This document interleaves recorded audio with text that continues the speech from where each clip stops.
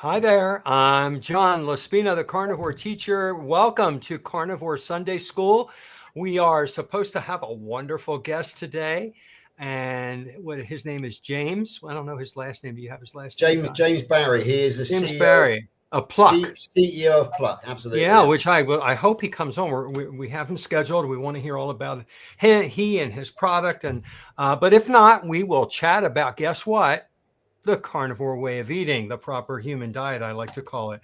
And but so what we'll do today is, if he does come on, we're just going to go around. We're going to talk about carnivore, tell our story, and then audience, please, this is your chance to get more action, interaction, typing your questions, your comments, and possibly halfway through, I don't know, George came up with this idea. Maybe we'll put the link in there, and maybe somebody will be able to actually join us on camera. We'll see how it goes. So I'll start, and we'll go clock. We'll go George, Stephanie, we'll go around. And I guess I'll tell a longer story about who I am. So I call myself the carnivore teacher. I added the carnivore teacher alpha because it's more primal, right? It's more rugged because I eat meat off the bone. I enjoy it. I just like that word alpha for that reason. And I ate the standard American diet. I live in Boca Raton, Florida. I'm 60 years old, and I was a school teacher for 34 years. I retired a few years ago. I taught middle school, and I had some issues from eating the standard American diet. I had some lower back pain. I had obsessive compulsive disorder where I just couldn't stop biting my nails and fixating on things in my mind that would repeat. Lower back inflammation, I found out that was. I have paroxysmal atrial fibrillation. I had sometimes some pretty lows, depressions, and, receding gums and cavities. And the list goes on, to be honest with you. And I went keto about 8 years ago for 1 year and discovered, wow, this thing really works. I lowered my carb count below 20 total carbs, and I counted my macros and tracked everything. And I was doing well until I overate oxalates because, plant foods are low in carbs, but they contain plant toxins. And one of them is a crystal called oxalate that binds to calcium. Anyway, long story short, I ended up in the hospital with a kidney stone. Very, very painful. And sometimes very painful experiences will grab your attention and force you to make changes that you wouldn't have made before. So I went down the rabbit hole, and I learned that plant toxins, specifically oxalate, did this to me. I did this to myself. So I eliminated the moderate and high oxalate plant foods. I cut down my plant intake. So I became a ketovore for 3 years, eating almost no plants, just a few plants. And I improved my health so much more, more dramatically, that I listened to influencers like Dr. Anthony Chaffee and others who are carnivore. And I thought, that's me, basically. I just need to take out a few more things, and I'm there already. And so coming up this January will be 3 years where I have been full carnivore, and my health has improved that much more. So here I am, a retired teacher, teaching about the carnivore way of eating, telling my story, letting other people come on to share their stories, like Stephanie did hers, and George shared his story. And I do a little mini lesson because I'm a teacher. I write lessons, and I teach a 5 to 7 minute lesson every day on the carnivore way of eating and how it's proper for our human species. And that's what I do, and why I'm here, and why I'm here every Sunday. Because if anybody's looking for an answer to their problem of mental or physical health or weight gain, the answer's here. It's diet. It's managing stress and sleep and grounding and sunlight. It's all part of getting toxins out of the body to allow the human body to do what it's great at doing, and that's healing itself from the inside out. If you give your body the bandwidth to heal itself, it will do so efficiently. You just have to get out of your own way. So that's my longer introduction. I see our guest has arrived. Hi, James. Thanks. Hello. We're glad you're here. So we're going to go around and do, I guess, briefer introductions now. Sorry, George and Steph. And then we'll get to James. So go ahead, George. Yeah, that's no problem. Okay, so I am George Goodenough. I am 60 years of age. I am from Bridgewater in Somerset in England. I've recently qualified as a certified ketogenic health coach with Dr. Kiltz. And I used to joke that I was the self-appointed UK ambassador to the USA carnivore community. However, Kerry Mann of Healing Humanity liked that so much that he has actually certified that position. I'm now the official UK ambassador to Healing Humanity, not the entire USA carnivore community, but I give a weekly report to Kerry on a Thursday night.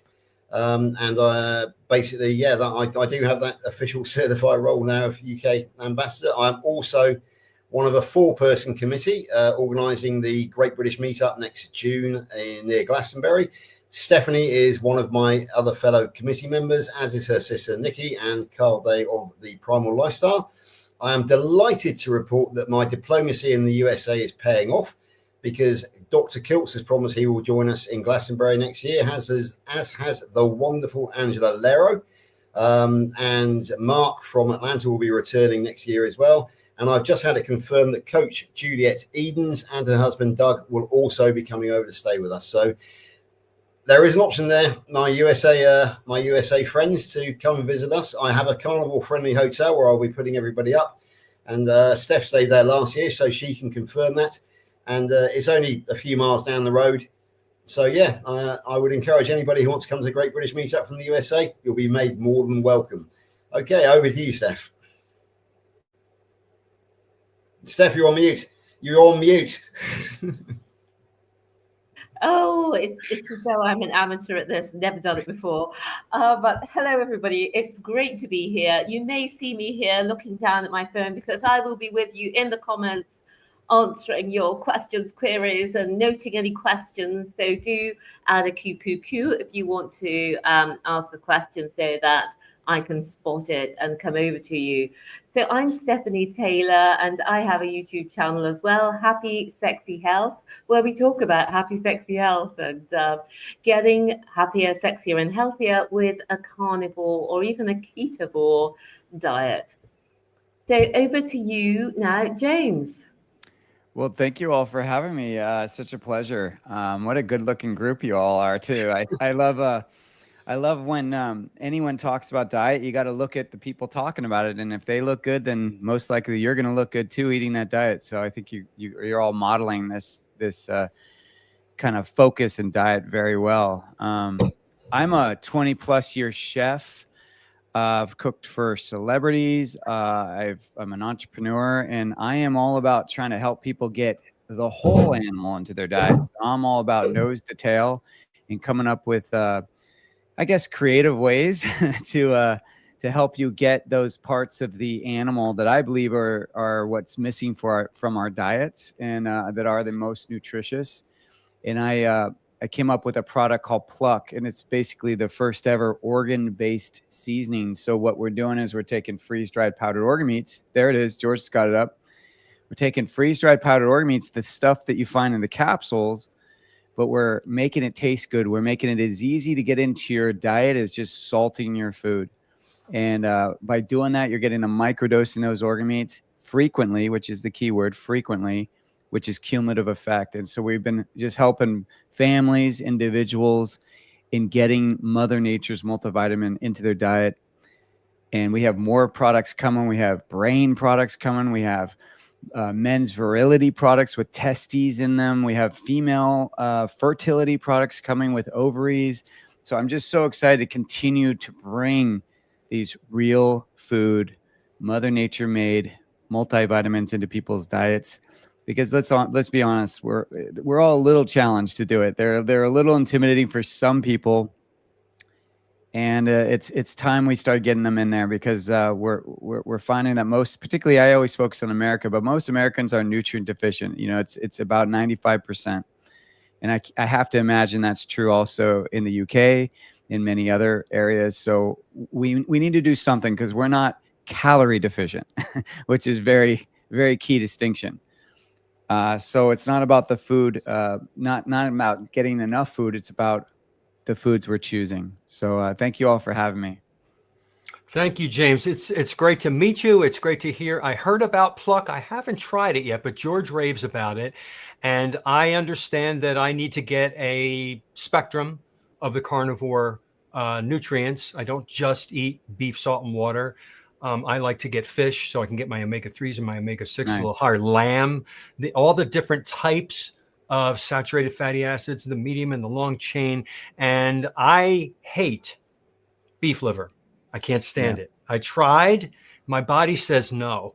I learned that I love cod liver, and I find it in BPA-free cans. So I feel like I'm getting some of the nutrients that I might be lacking. But this sounds like a really wonderful product because we all salt our food to taste anyway. Yeah. So if I can, like you said, microdose and consistently every day get a little tiny bit, I could probably pop up any deficiency I might have. So I guess I'll start right off. Where can we get your product? Yeah, well, through George. No, I'm kidding. not yet, James. Not yet. We're working on it. We're working on it. George is going to be the George is going to be a seller. Yeah, he's going to be the UK plucker. We're hoping. So we're working on that.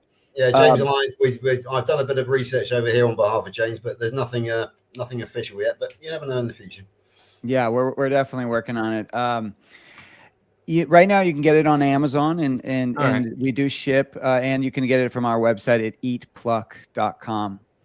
And it is truly the easiest way to get them, but it's not the only way, obviously. So I'm all about trying to educate people on really supporting the shift, because what's happening is our palates. You know, it really starts with our palates. Our palates, particularly in America, are salty and sweet, and that's where picky eating comes from. And basically, one of the ways to expand that palate is you got to get those other flavors in. So you got to get bitter, sour, umami is our fifth taste. And that was discovered in Japan in around the late 80s. And organ meats, there's lots of foods that are umami, but organ meats are very heavy with umami. So Pluck has an umami-centric taste. And it's what's cool about umami is it's a unique flavor. And what it does is it brightens all the other flavors. So one of the biggest comments we get is when people add it to their food tastes better. Hands down, like the people eating the food eat more. They want seconds. So everyone kind of feels as though they're a better chef than they actually are. So I always say, well, that's a big, bonus other than just getting those micronutrients. But we have 5 organs in Pluck. So we have liver, kidney, heart, spleen, and pancreas. Now, John, to your point, a lot of people are focusing on liver right now. A lot of people. But I'm actually a big advocate of trying to get as much of the animal into your diet. Because if you think about it, ancestrally, if we just kind of, use our imaginations, most likely they would go out and they would hunt for an animal for the entire tribe. So you were just a few players were going to hunt. And when they would hunt, they would usually fast, because anyone that's fasted knows it kind of heightens your senses. It's going to make you a better hunter. But then once you make the kill, you need to eat something to replenish your stores. And the first thing they would eat is either the heart or the liver. And since there's only one of each, basically when you're taking that animal, you're dressing that animal, and you're bringing it back to the tribe, you didn't have one of those because they all ate it. So this idea that we should only focus on one, now, of course, we're focusing on the liver because it is so nutrient dense. But I would offer, for example, spleen has 5 times more heme iron than liver. Pancreas, which is in Pluck, has natural digestive enzymes. So people who struggle to digest their foods, who are taking pineapple enzymes or any kind of support like that, just eat the pancreas, and you'll find that actually you can get that support right there. A heart, of course, has CoQ10, which is supportive of the heart. So what we kind of see within the whole animal is we see this concept. It's a very ancestral concept, but it's called like supports like. And you really do see it. If you eat heart, it's going to support your heart. You eat liver, it's going to support your liver. And so that's why I'm really trying to help people get as much of that animal, because never, ever in the history of any country would we ever kill an animal and not eat the whole animal. Like that is a luxurious concept, and never ever would we have such waste. And here in the US, I have gone to talk to some slaughterhouses, and they straight up told me, they said, I said, when you slaughter this animal, the parts that you're not selling, where do those go? And they said, we throw them out. We don't have an outlet for them. And I said, so what about what percentage of the animal is it? And they said about 49%. Yeah. So it's serious. I mean, and people assume, oh, it's going to pet food or it's going to this or that. It's just not necessarily true. It all depends on the slaughterhouse, and it depends on what outlets they have, for these products. And it's not always as what we would think and what we would want. And so in my judgment, that is the most humane and most earth-centric thing you could do, is to eat the whole animal. Because what other business would you ever not use 50% of your resource? It's just insane. That makes a lot of sense. My question that comes up to my mind is, okay, this is desiccated organ powder, just like when we buy them in the pills. Do the organs lose any of their nutrients to get to that form, to dehydrate and make it into a powder? And then I know you mix it into the electrolytes. Yeah, it's a great question. So really, in a sense, what we're saying is, okay, raw is always going to be the healthiest. It's always going to be the most nutrient dense. When we add any heat to it, it's going to degrade slightly. Now, in terms of the industry of preservation, freeze drying is one of the best in terms of preserving the nutrients. And so that's what we get, is freeze dried and powdered. Now, when we take a raw organ and we freeze dry it, so you start out with that 100%, it goes down to like 21%.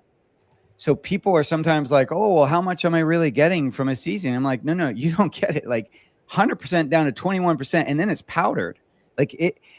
So we have a product called Pure, which is just the organ meat. It's no different than what's in the capsules, just no capsule. 1 teaspoon of that is equal to 2 ounces of organs. Yeah, it's concentrated. So I always tell people, I'm like, go light, like don't go crazy when you first start it, because if you go too high, like you could push yourself into detox. It's like you really gotta like start out. I always recommend start out with like a half a teaspoon, go light, and just then from there just follow your body. And I do want to stress, that's what's so beautiful about not doing capsules, is we got to get back to our innate knowledge of what our body needs. And you started out talking about how eating these foods really helps to reset your body and help and reset your health. But we also need to help reset our innate knowledge of what we need, because right now we are all outsourcing our health. We are the only species in the world that looks to someone else to tell us what to eat. Like, let that land for a second, right? That's amazing. And when then when you think about, well, how many species are there? There's 9 million species. So it's like, how do we get so special? Well, we're not. We're just confused. Our brains are so powerful that we've now confused ourselves.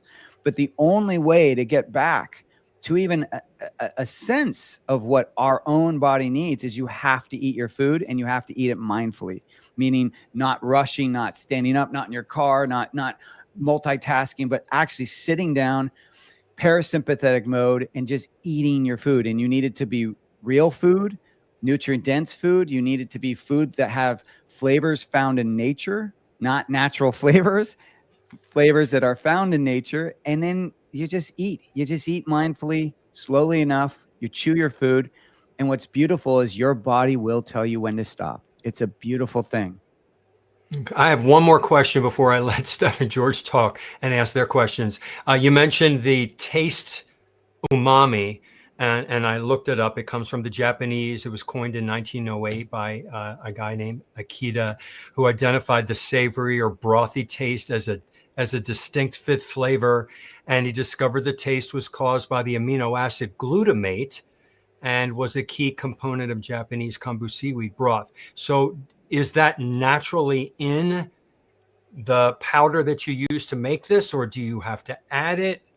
Yeah, umami. glutamate is in meat, and it's in the organ meats So it's just naturally. natural. It's just natural. Now, there are kind of forms that are added to food to give them that umami, and that's usually in the form of MSG. That's So what I was getting yeah. at. It's not, you don't have any MSG in your product. No, we're not adding MSG. So and that is, to your point, that is why a lot of packaged goods add MSG, because they know when you add umami, not only does it make you more hungry for that food because it brightens the flavor of the food, but it also taps that part in your brain that's the addictive part. So they know that, and that's why so many products have either MSG or some hidden form of it. Sometimes it shows up in like malt extract or flavorings. You just don't know where or how it's going to show up.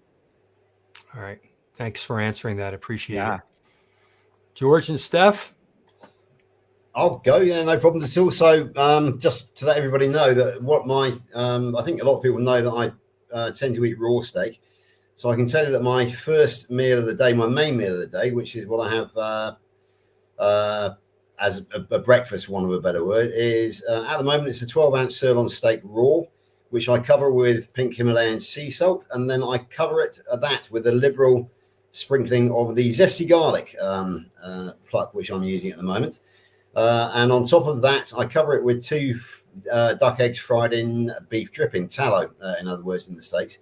And what I can tell you is that the pluck just gives an extra dimension. I forgot the melted butter as well. If I put melted butter on it, that's nice. But the pluck gives an extra dimension of flavor to the dish. On top of the fact that it also has a lot of, as James has just said, I can read you what the beef organ blend is. It's freeze dried, powdered liver, spleen, kidney, heart, and pancreas. So yeah, we get all those nutrients that we don't usually get from the butcher, because obviously we can get liver, heart, and kidney, but I challenge anybody to go out there and buy a pancreas or a spleen. Yeah, and it's a hard look. If you do get pancreas, it's strong looking and smelling. I mean, it's there's reason why we're intimidated by these things. I think there's lots of reasons. I think we're not familiar with cooking them, but I also think to a degree it reminds us of our own mortality. So when you see them and you're touching them, they're a completely different texture than the muscle, right? If you leave liver and a steak out, the steak will stay, in the relative shape.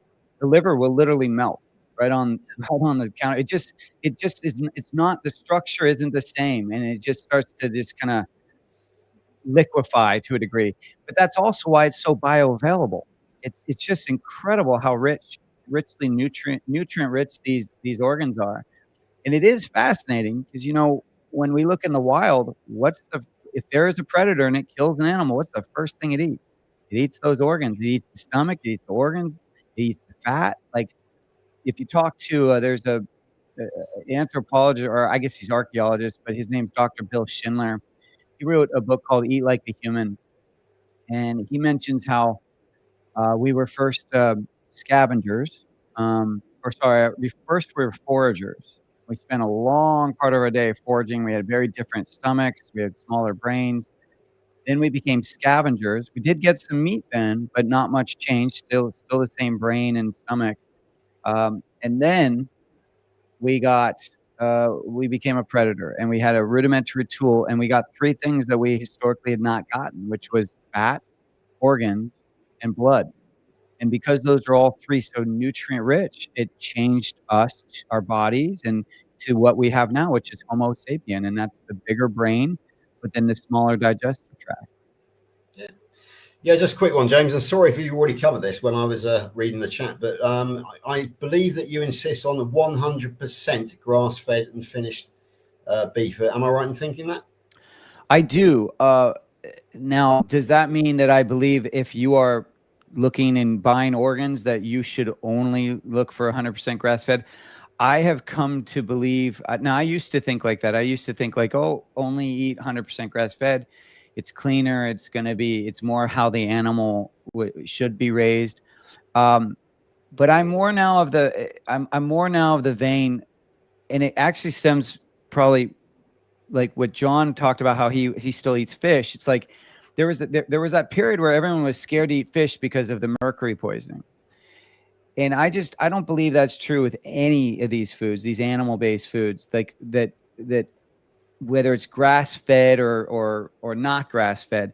First of all cows are grass-fed. They all start out grass-fed. It's how they're finished that is determined of whether we can say 100%, grass finished. But, and then it's really entering a philosophy, like when we get to that point, because a lot of ranchers believe the marbleization of the fat into the meat is what gives it that flavor. And so they believe, and you can't get that marbleization, that marbled look through grass. It just doesn't happen. You have to use some sort of grain to help do that. So I don't see it as a black or white. I see it as like, first and foremost, important to get organ meats into your diet. If you can afford 100% grass-fed and you have access to it, great, do that. But if you don't, still more important to get into your diet. So I really vote for however you can get it. Now, of course, it's always going to be cheaper buying them and then cooking them. Always. That will always be the cheaper route. Pluck is going to be a little bit more expensive, right? Because the freeze drying, or even the pills, of course, will be more expensive because freeze drying is expensive. It takes and this is the honest truth. You could buy, let's say, a liver for about $4 to $7 a pound here in the US. When I freeze dry that liver, it jumps to $21 a pound. So it's expensive. That's why these supplements are so expensive.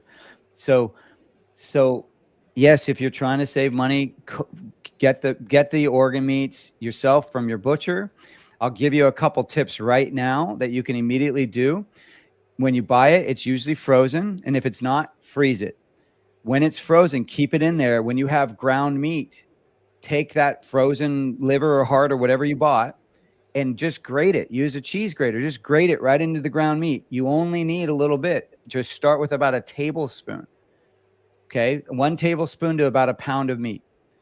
And you can maybe go up to 2 tablespoons, but I wouldn't go past that because that will change the texture of the ground meat. It will make it a little slimy and it will also change the flavor. And then the minute you're done grating it, put it right back in the freezer because when is it overwhelming? It's overwhelming when it's defrosted. When it's frozen, not so overwhelming. And then you're preserving it longer as well because they do go bad fast.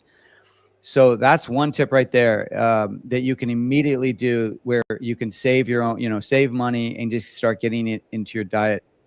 But like I said, more important to get into your diet than get granular about how it's fed, in my judgment.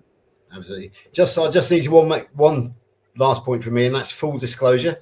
I suspect this might be the only tub of pluck in the UK because it is actually unavailable in the UK at the moment. And the reason I have it is I think in my ambassadorial role, I went over to Wyoming to meet up with a mutual friend of James and mine, Tyler McCann of the Hancock Ranch.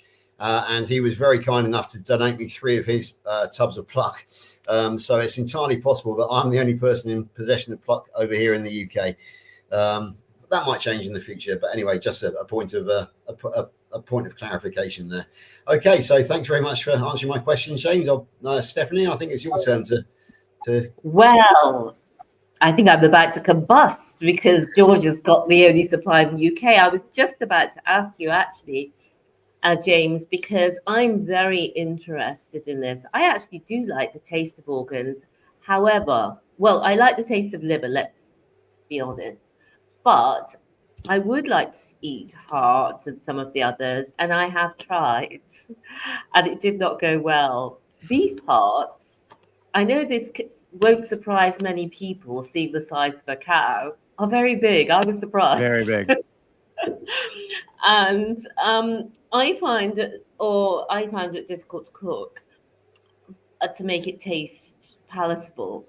So I'm really excited about this.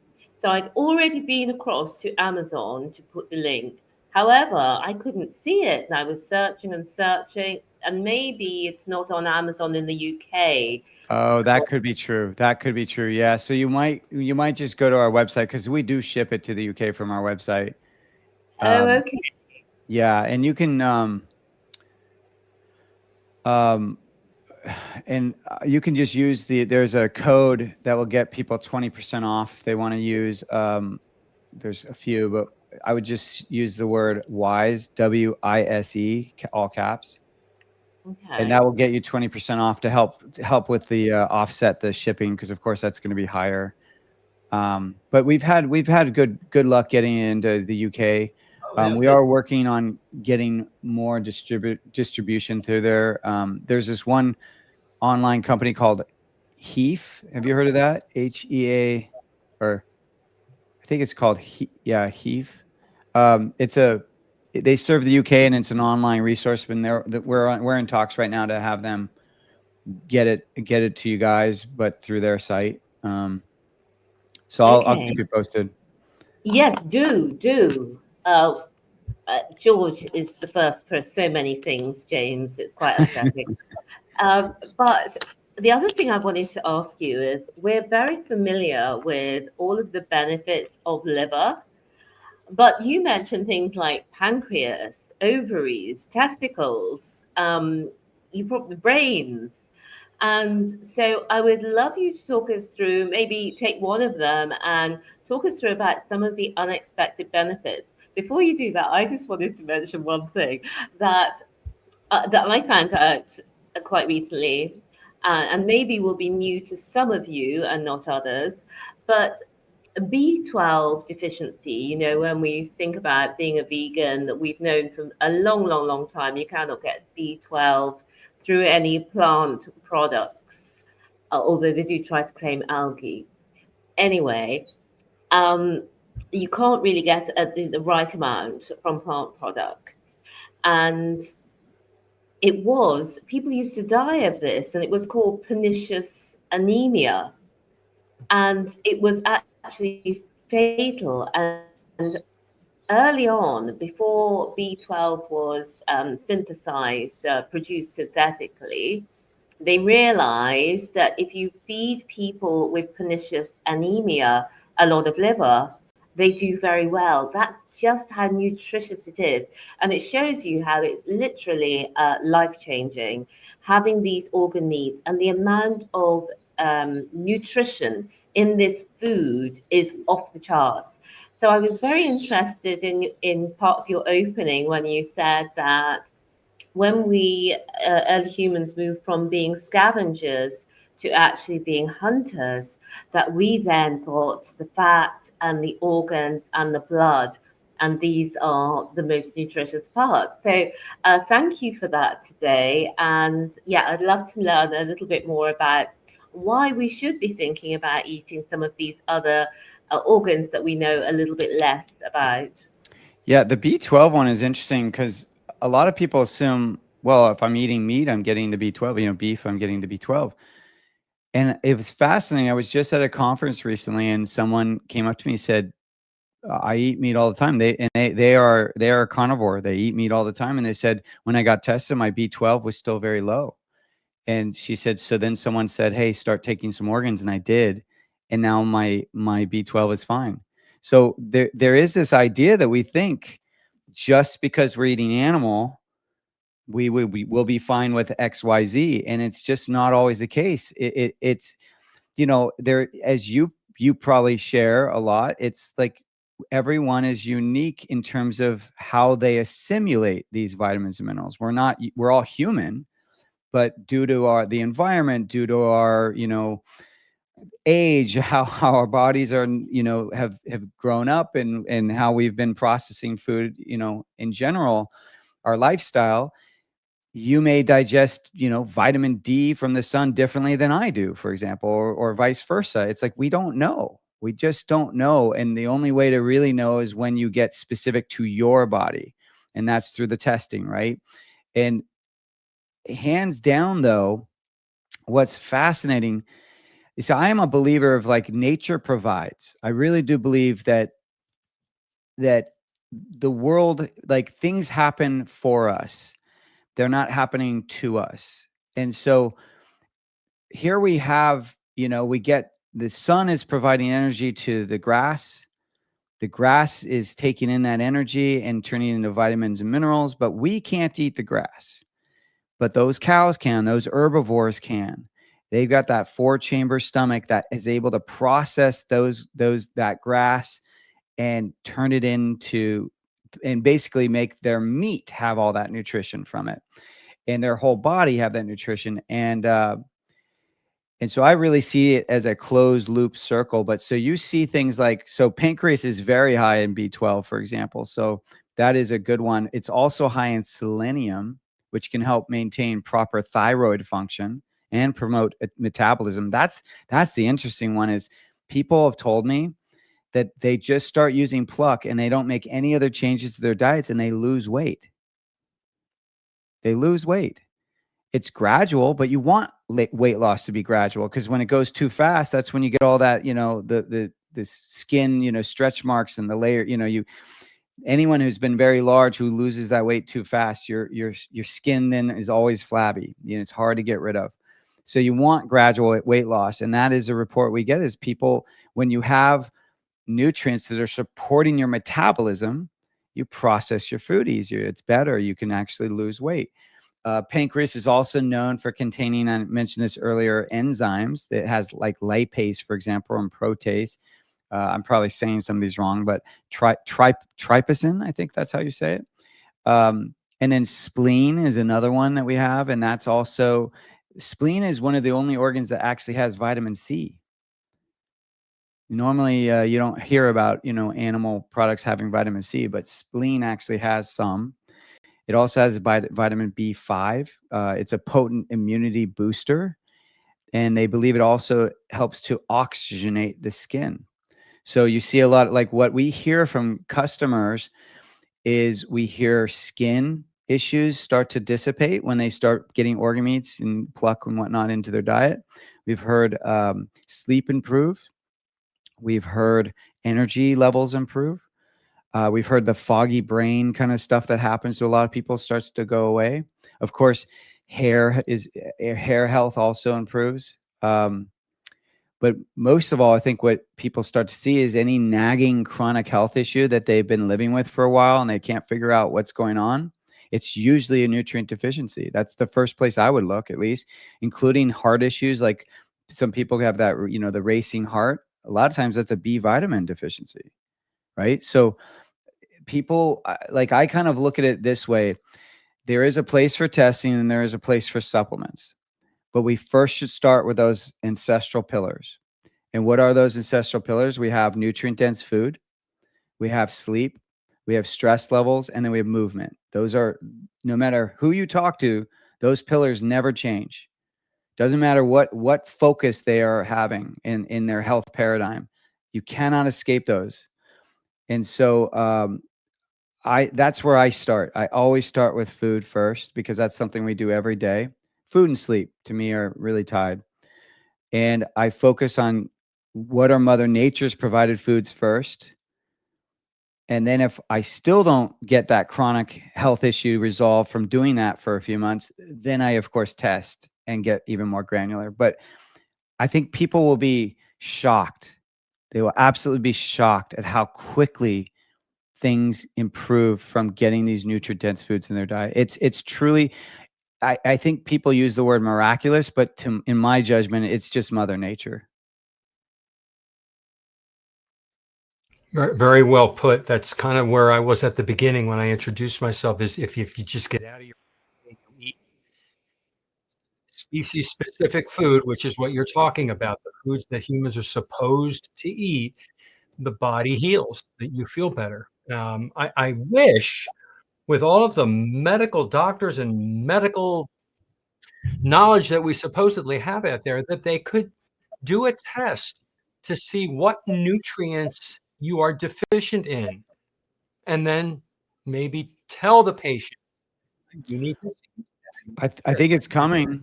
They're not, of course. They're just known for prescribing pills. Yeah, I do think it's coming, though. I mean, there's talks, I think, in China or maybe it's Japan, one of the two. They're talking about actually having that happen.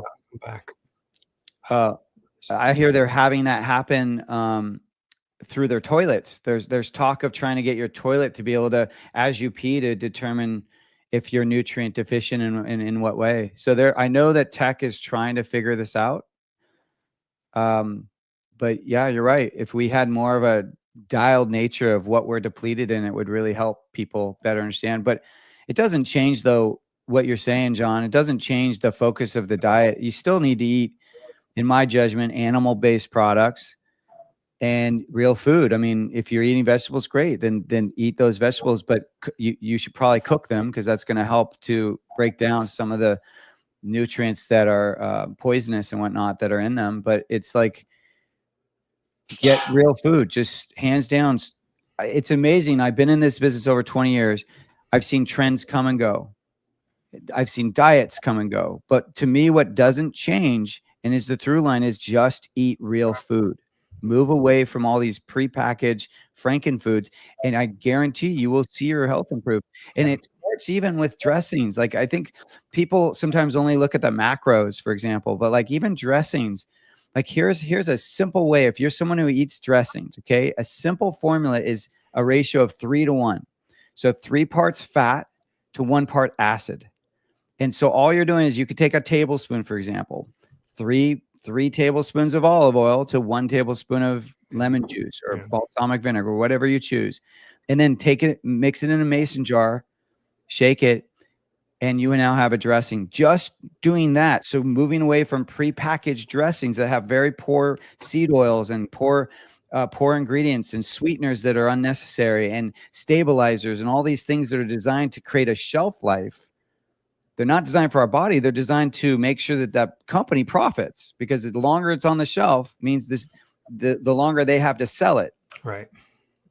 So those foods are not for our design. It's for the shelf stability. But immediately when you stop eating those foods and just move to just the basic, like what I like to say is, it's look for things that are ingredients versus have ingredients.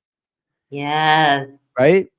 And once you make that change alone, I promise you, in my 20 years, this has happened every time. Okay. Every time. You will start to lose weight. Inflammation will go down. You will start to sleep better. You will have better energy, and your skin will improve. It's just, that's what happens, because this body we're in, Homo sapien body, over 300,000 years old. How old are the Frankenfoods? 70 years? 300,000 versus 70. That's a big ass difference. So we cannot underestimate, when you get real food in your diet, your body feels safe. It doesn't go into inflammation mode. You just feel calmer. Calm, right? When you drink bone broth, for example, it's just like, I feel like a nice warm fuzzy blanket just got put over me, right? But then what happens when you eat, I don't know, Doritos? Your body goes into alert. It's shocked. It's in inflammation mode. It's like your digestion is just turning, because it doesn't know what to do with it. Doesn't know when to stop. Doesn't know how to digest it. Right. So you're going I say what you want to do is look for safe foods that feel safe. Don't choose foods that cause an alarm or a panic inside your body. Yes. Well, what you've been just dropping bombs, knowledge bombs, and it's absolutely fascinating. And I feel upset at the moment that the UK, well, we can get them. We can get them from the US, so we can get online and get them. I was just wondering, you mentioned, for example, pancreas, brain, testicles, ovaries. Is it all going to be in one shaker, or do we buy different ones? So, yeah. So what we're doing right now, and I'm curious what your opinion is of this in the UK, but in the US, I know this is the case. So we have the 5 blend right now. We're going to be adding a 6th ingredient today. We're going to add lung. And one of the reasons why we're adding lung is because since 2020, people have been having more and more congestive issues. And so once again, going with that like supports like concept, lung is not necessarily going to add a lot of nutrients, but I'm just banking on that concept, that philosophy of like supports like. So if you're eating lung, which people do and have ancestrally, then that's going to support your lungs. And so that's what we're banking on. So we're going to be adding lung to our main blend. We are going to keep brain separate. And the reason why, and this is where my question comes in, is because in the US, people are still, mad cow disease kind of scared. And when you have brain, that's one of the concerns, is that I think you would probably know, Stephanie, is it pyrons? I always forget. I gotta look it up, but maybe you can even look it up right now. But mad cow disease in the brain can cause this syndrome, and I think it's called pylon disease, I think. And that's what people are so afraid of. Yeah, hang on a second. Is it not Creutzfeldt-Jakob disease, CJD? That Yeah. was one. That was what everybody was talking about in the UK. Okay, they talk about it in a different name in the US, Yeah. but either way, there's concern with brain. And so that's why we're keeping it separate, because brain is something that was ancestrally eaten all the time, even as far back as like the 70s, 60s from farmers. Farmers used to have brain with eggs all the time. Well, I'm all for it. I think if your research is showing that makes sense to keep the brain separate, then that's good. We can get one with the mix, and we can get the brain separate if we want to. Yeah, exactly. We're gonna have the brain kind of mixed more with things that people might add to drinks, because brain is really cool. So we're sourcing from New Zealand. New Zealand has never, ever had mad cow disease, so there's no concern with quality there. None at all. So that's first of all. The second thing is, when you taste brain has this is cow brain, of course. Brain has kind of has like a maca taste to it, so it's kind of got an earthy taste, and it's slightly sweet. It's really delicious, to be honest with you. It's very, very delicious. And so what we're adding it to is spices that would be collaborative with that. So like we're using cinnamon. Our first product is going to be cinnamon brain, and it's delicious. And you can add it to your warm beverages.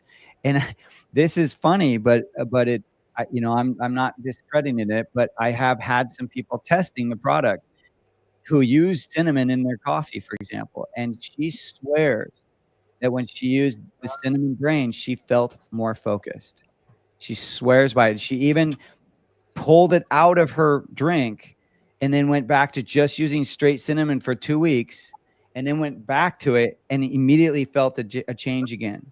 So she swears that this product is really going to be game changing for people. So that's my vote there. And then what we're going to do later is we're going to have, as I mentioned earlier, we're going to have a fertility blend, which is going to have the it's not going to just be the ovaries. It's going to be other parts of the female tract of the cow, freeze dried and powdered. And we're going to add those to things like chocolate and vanilla, because our ultimate goal is we want people to start to move away from flavored smoothies and flavored drinks, because the flavorings in these smoothies that people, I don't care if it could be protein smoothie or protein blends with muscle meat-based protein blends. It could be whey. It doesn't matter. If they have flavoring, those flavorings have carriers, and usually it's a corn-based carrier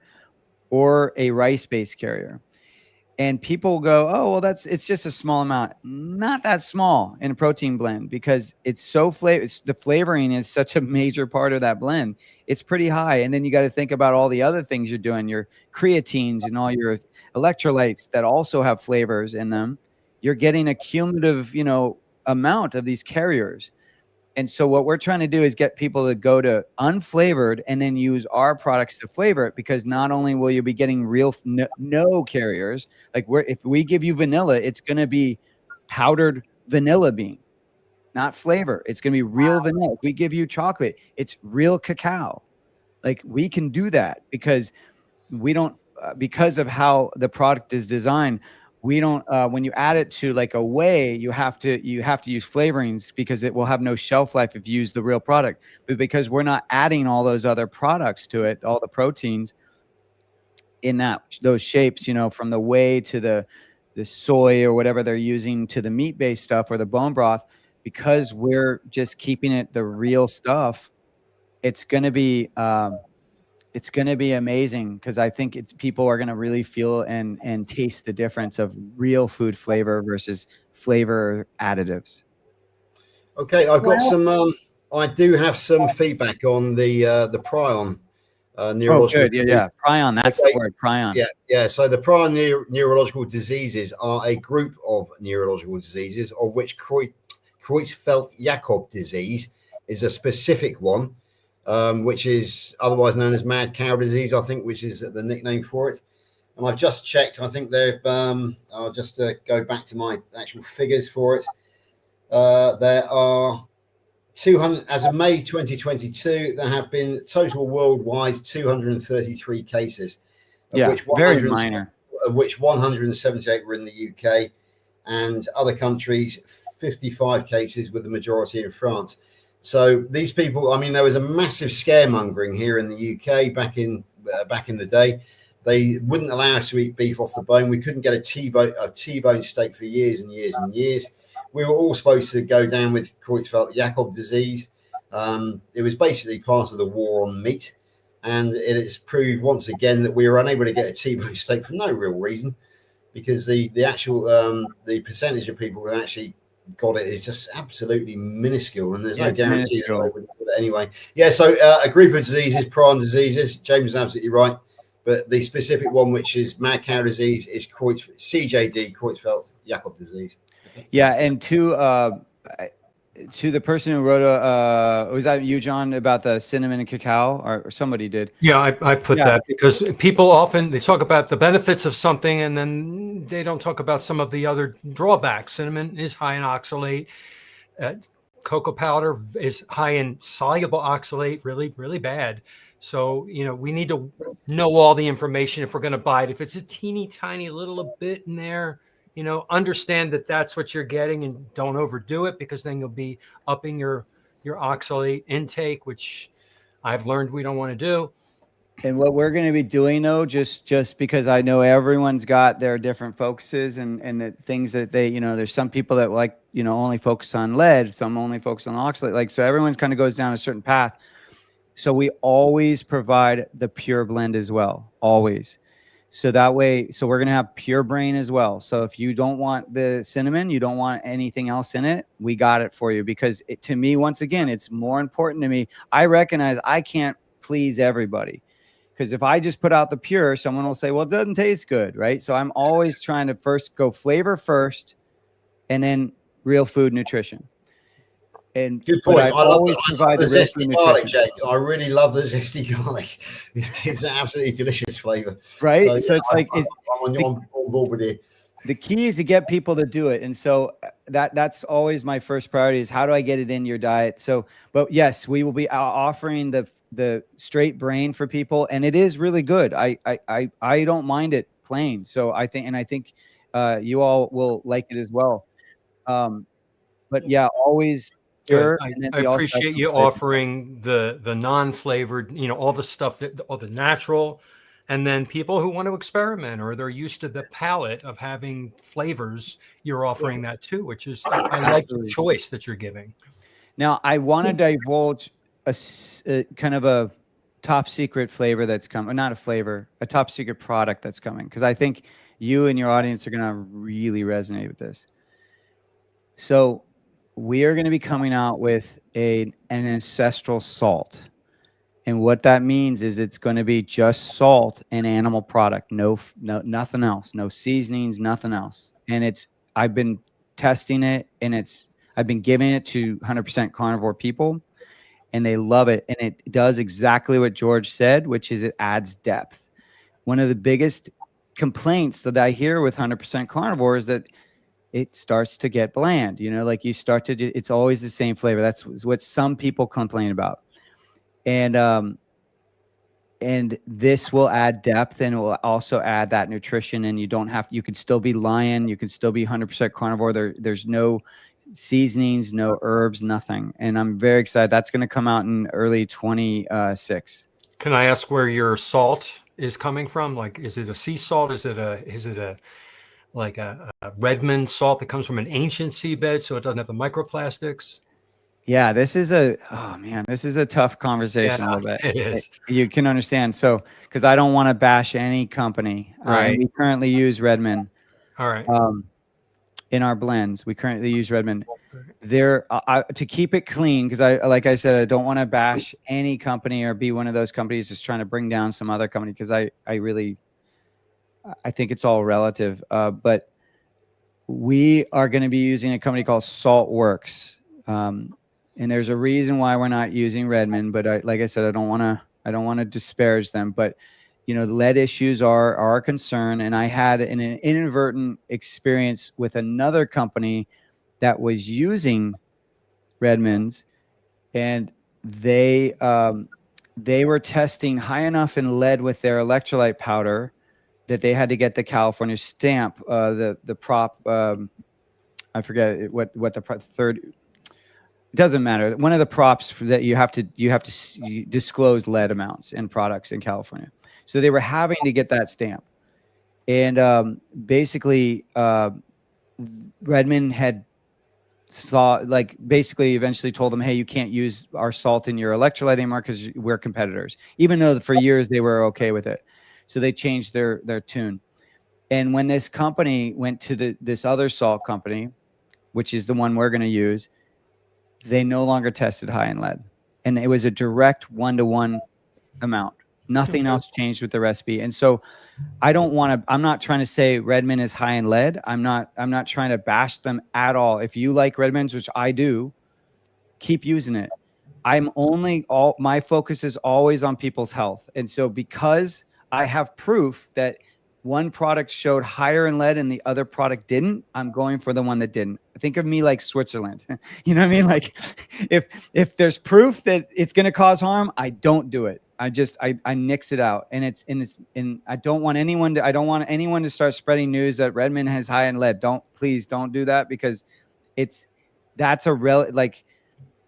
that needs to be proven. Like, that's something that is a deep question, and it's got to go. That's got to go through different channels. And I've talked to the people at Redmond, and I know that when they put their salt into their product, they're going directly from the mine. So when you test their product, you can't just test one. You got to test like 5 to get the average, because one might be a little higher in lead. It's possible. But that doesn't mean they all are high in lead. And then also, we're always using micro amounts of salts, of seasonings. So we can't compare that to, I'm feeding my kid, children's food versus a pinch of salt, and comparing the lead amounts. You just can't do that. It's different amounts. But to fully answer the question, we're going with a sea salt that is testing for no microplastics and very little lead. And I've gotten confirmation from very trusted sources that they are one of the top 3 tested salts. So that's what we're moving to. That's great. James, we're at the top of the hour here, and I don't want to run over here. Yeah. We're going to go around and do a kind of a closure. Tell us where we can find you, especially you, our special guest, where we can find Pluck. Again, you mentioned it earlier. So I'll start real quick. I'm Carnivore Teacher. I'm on YouTube and social media sites. You can find me there. James, tell us more about you. Do you have a website or YouTube that you could tell us about as well as your product? Yeah, so we have a few different resources. We have our podcast called Everyday Ancestral, and you can find that on all the platforms. It's on YouTube as well.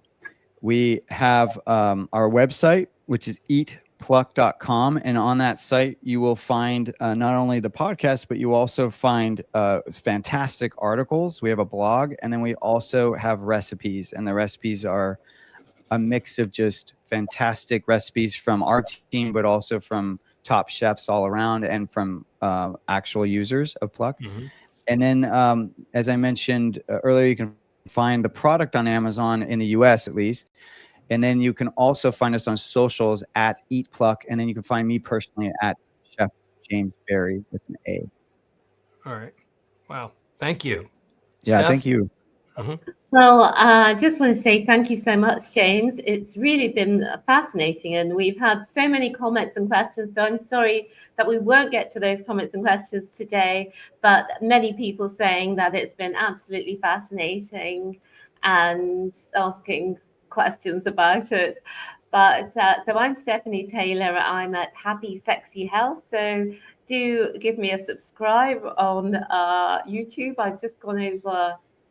I can't remember what number I'm at, but I've had a few more recently. So if you're not already, please do. Over to you, George.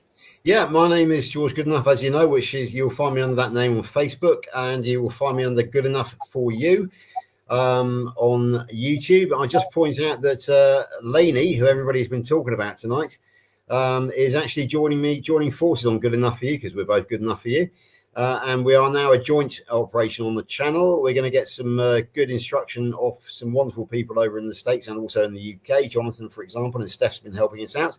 Right. And also, James, I just want to say that we could go on for another hour now and not cover this. Yeah, I think we really need to actually either bring you back or maybe I'll fight these two for the privilege of actually interviewing on our channel. So as my channel's about to launch, I can guarantee that Victoria will be getting an email in the not so distant future saying if you can come and speak to us, which would be really, really good. Because I've got so many more questions about everything, really, about everything to do with Pluck and the way forward and the history. So, yeah, that would be really good.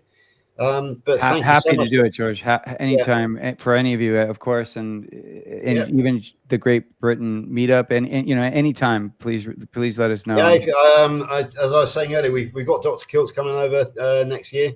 Yeah, they're great. And Angela Lero, they're all great people. If you could come over too, that would be fabulous because obviously we'd love to hear about it on the stage at the Great British Meetup as well. So yeah, if you can come over, and I've got a Carnivore friendly hotel which I'm putting everybody up in as well. So and Steph can guarantee that because she stayed there last year or this year. So yeah, it looks like I'm gonna have to book the whole hotel out then, doesn't it? Anyway, so thanks very much, James, and stay on for a couple of minutes afterwards, and I'll let John wrap things up. All right, just wrap up. Steph, push the button. Thanks a lot, James. We really appreciate it. We need you back so we can get to more of the questions. Yeah, thank you. Can't hear you, Steph, but go ahead. Yeah, Go ahead and push it. It's about the only time I've known Steph quiet. We'll see you, Joe, next week. And thanks again, James. A good night.